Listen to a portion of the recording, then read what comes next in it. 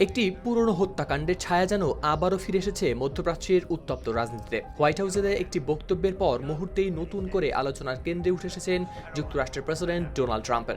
এরপরই ট্রাম্পকে হত্যা করতে পারলে $10 মিলিয়ন বা 123 কোটি টাকার বেশি পুরস্কার দেওয়ার ঘোষণা দিয়েছে ইরাকের ইরানপন্থী সশস্ত্র গোষ্ঠী ইসলামিক রেজিস্ট্যান্স ইন ইরাক বা IRI।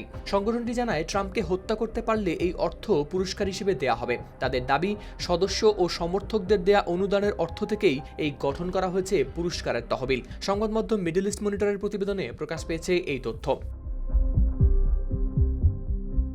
এক বিবৃতিতে ট্রাম্পকে অপরাধী হিসেবে উল্লেখ করে গোষ্ঠীটি জানায় যে ব্যক্তি, প্রতিষ্ঠান কিংবা গোষ্ঠী তাকে হত্যা করবে সেই এই পুরস্কারের অর্থ পাবে। একই সঙ্গে তারা দাবি করেছে জেনারেল কাসেম সোলাইমানি ও অন্যান্য নিহতদের জন্য প্রতিশোধ নেওয়া তাদের কাছে একটি বাধ্যতামূলক অঙ্গীকার।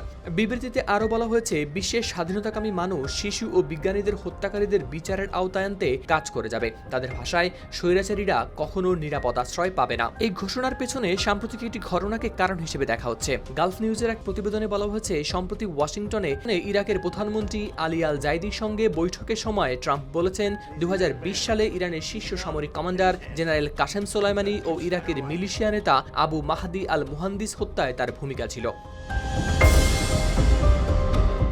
2020 সালের 3 জানুয়ারি ইরাকের বাগদাদ আন্তর্জাতিক বিমানবন্দরের কাছে যুক্তরাষ্ট্রের ড্রোন হামলায় নিহত হন জেনারেল সোলাইমানি ও আবু মাহদি আল মুহান্দিস। ওই সময় ট্রাম্প প্রশাসন দাবি করেছিল যুক্তরাষ্ট্রের স্বার্থ রক্ষার জন্যই এই অভিযান পরিচালিত হয়েছিল। তবে ইরান ও তাদের মিত্র সংগঠনগুলো একে বর্ণনা করেছে সন্ত্রাসী হামলা হিসেবে। সমর বিশ্লেষকদের মতে ট্রাম্পের সাম্প্রতিক মন্তব্যের পর মধ্যপ্রাচ্যের বিভিন্ন সশস্ত্র গোষ্ঠীর মধ্যে নতুন করে প্রতিক্রিয়া তৈরি হয়েছে। ইসলামিক রেজিস্ট্যান্স ইন ইরাকের এই ঘোষণাও সেই প্রতিক্রিয়ারই অংশ। তবে উল্লেখযোগ্য বিষয় হলো ট্রাম্পের বিরুদ্ধে এই পুরস্কার ঘোষণাটি একটি সশস্ত্র গোষ্ঠীর রাজনৈতিক ও প্রতীকী অবস্থান প্রকাশ করে, যদিও এটি কোনো বিচারিক বা রাষ্ট্রীয় সিদ্ধান্ত নয়। Howlader Shamim, RTV। President Trump, sir, your message to the Iraqi people with the new prime minister here, sir.